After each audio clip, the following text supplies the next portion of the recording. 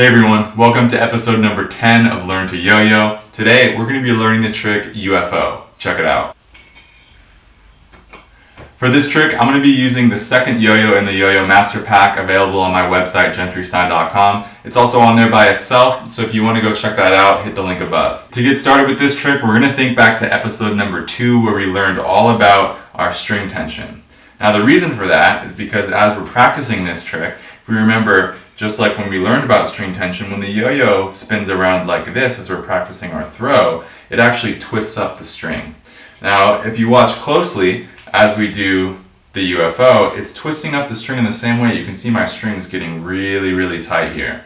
So as we're learning this trick, we want to think about which way the yo-yo is spinning. So there's going to be two ways to perform the trick. One way is going to tighten the string, one way is going to loosen the string. So the first way we're going to learn the trick is by throwing it from our chest. So the way we're going to do this is, instead of holding the yo-yo straight in front of us like this, we're actually going to turn it sideways. And the way that's going to look is this position right here. You can see the yo-yo is completely sideways in my hand. And now you're going to bring your hand over across your body, so it's right at your chest here. And then what you're going to do is actually throw the yo-yo straight this way. And keep in mind, you want the yo-yo to come out of your hand sideways, just like this. So it's very different from throwing it normally. We want to throw it sideways this time. Now, as we're throwing it, we want to bring our opposite pointer finger right here. So as the yo-yo comes out of our hand, our opposite pointer finger is going to stop the string right here, and the yo-yo is going to continue to swing out as our opposite pointer finger stops the string. So that might be a little confusing at first, but just try a few throws like this and try to get your finger right there in line with the string, and before you know it, you'll be able to get something like this. And of course, that's not what the trick looks like, but that's the way we want to practice it to get started. So let's try that one more time. Hand across the chest, yo-yo in our hand sideways. Opposite pointer finger is going to be straight out in front of us, and as we throw, that pointer finger is going to intercept the string, so it'll look just like this. And you can see it creates that little tunnel with the string. Now, you may be wondering, how do we get the yo-yo back to our hand when it's spinning sideways? This is totally new. We haven't tried this before.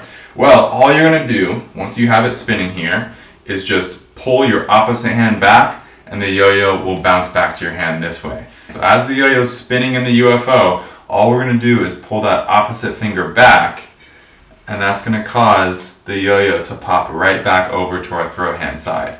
Now, let's think about string tension here for a minute. So as I'm doing that trick, remember the string's tightening up, so check out what happens. The string gets super tight. Now, the reason the string's getting tight is because I'm right-handed, and so I'm throwing the yo-yo this way. The yo-yo is spinning around this way, and that's going to tighten up the string as we're doing the trick. And so if you're left-handed, you'll notice for you that throwing the first way here across your chest, that's actually going to loosen the string. So if we do that a few times, I'm not very good with my left hand here, so let's try it again. If we do that, then this is loosening the string. So now I pull it back, and check this out.